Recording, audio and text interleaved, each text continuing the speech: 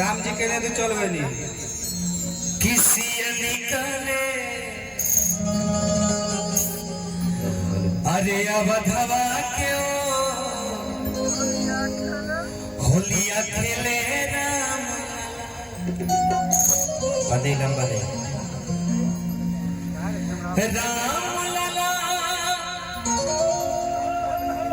थोड़ा सा चेंज करके कह रहे हम कि राम लला खेले राम लला सिया निकले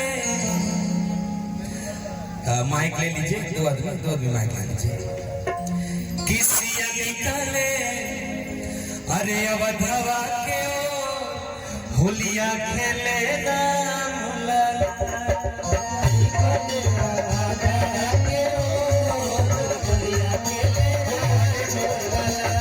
सिया निकले अवधवा के होलिया खेले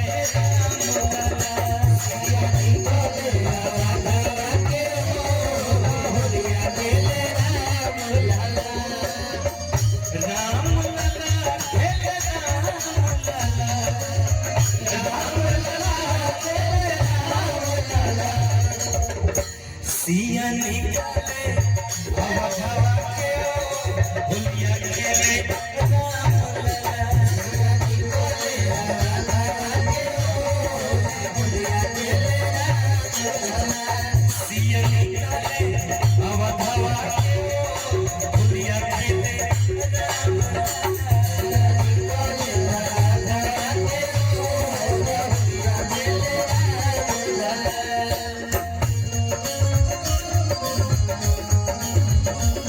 क्या बात है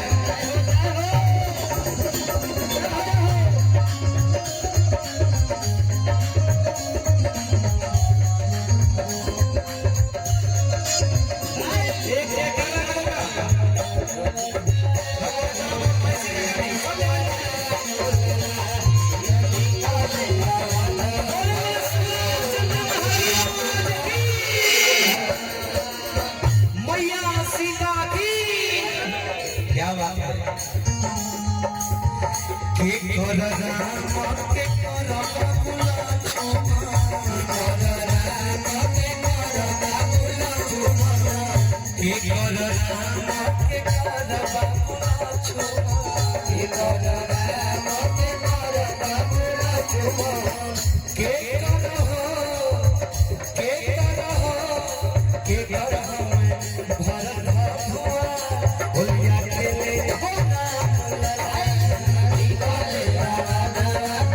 होलिया खेले सिया निकले अवधवा के होलिया खेले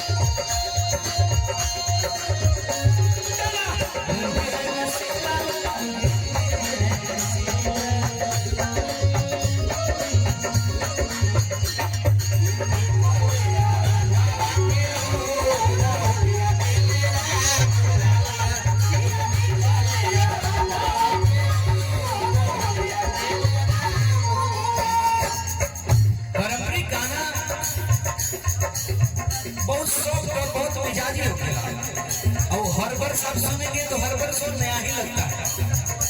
हम लोग जो गाने गाते हैं बहुत सारे खुद के बनाकर गाने वो पुराने हो जाते हैं, लेकिन पारंपरिक गाना हमेशा नया रहेगा। वो हर साल सुनिएगा तो आपको अच्छा लगेगा।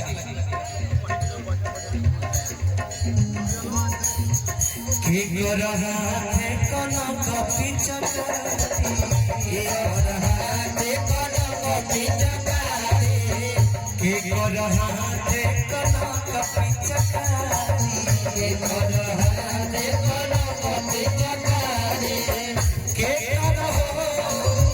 के अरविंद भैया हैं और अरविंद भैया हम सभी कलाकार के बहुत प्रिय हैं। और ये जो पुरस्कार है विपिन, ये भैया का सिंबल है। कहाँ गया विपिन, कहाँ गया? ये आशीर्वाद कई वर्षों से भैया की तरफ से मिलते आ रहा है और हम चाहम भगवान से प्रार्थना करम कि जो मुस्कान का चेहरा पूरे बना रहो हमेशा। जय जय हो, स्वस्थ रहिए, फिट रहिए, मस्त रहिए। के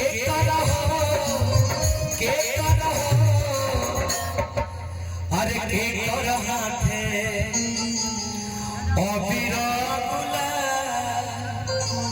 होलिया खेले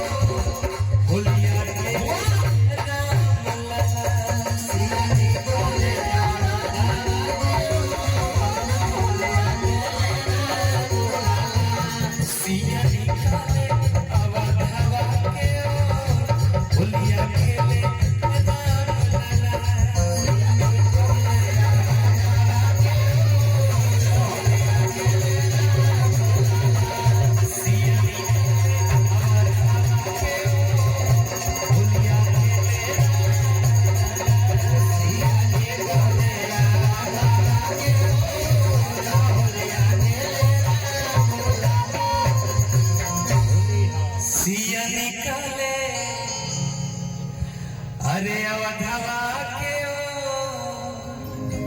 होलिया खेले राम।